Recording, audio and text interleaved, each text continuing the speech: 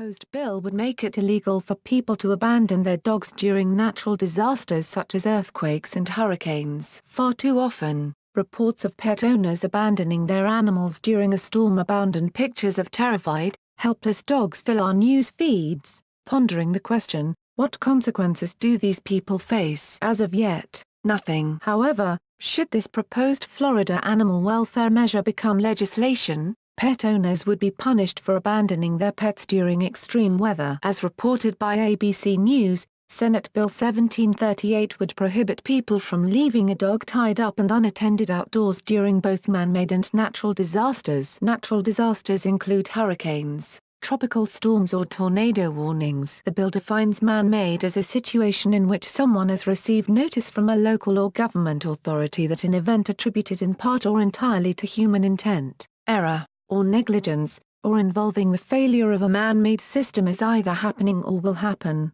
the Miami Herald reports. Filed by Florida lawmaker Joe Gruters, the bill would authorize vets to report suspected violations without notifying the owner beforehand. However, it would only be able to be used in situations where a warning had been issued by the National Weather Service or an evacuation order had been issued by local officials. The bill also states that those who abandon animals by tying them up commit animal cruelty, and as such would be subject to a fine of up to $5,000 and a first-degree animal cruelty charge, punishable by up to a year in prison. The proposal passed through the Senate Agriculture Committee with 5 favorable votes and no opposition. At the committee hearing, the Palm Beach Post reported Gruters said, "As per the Miami Herald, we want to give these dogs a fighting chance." Hurricane Florence, in North Carolina, saw many pets abandoned, often having been tied up, by their owners who had fled the area but chose not to take their animals with them. One such example was a group of 6 dogs who had been left in a locked cage while their owners escaped to safety. The dogs,